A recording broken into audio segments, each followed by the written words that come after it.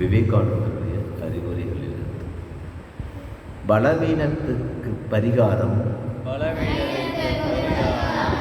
ஓயாமல் பலவீனத்தை குறித்து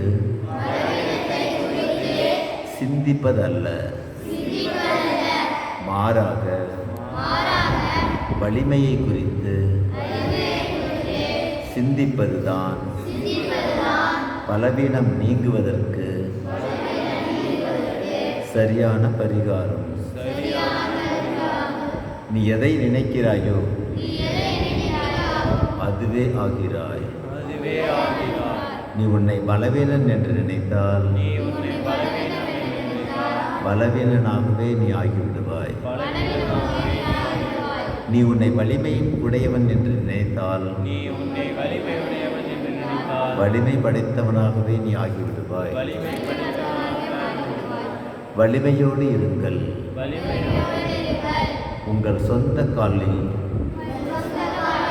நில்லுங்கள். சுய உதவி செய்து கொள்ள தெரியாதவர்கள், வாழ்வதற்கு தகுதி இல்லாதவர்கள். வாழ்க்கை என்பது ஒரு போர்க்களம். இதில் அஞ்சாமல் எதிர்த்து நிற்கும் வீரன் ஒருவனின் மனநிலைதான் இப்போது நமக்கு இருக்க வேண்டும். நமக்குள் எல்லா ஆற்றல்களும் இருக்கின்றன.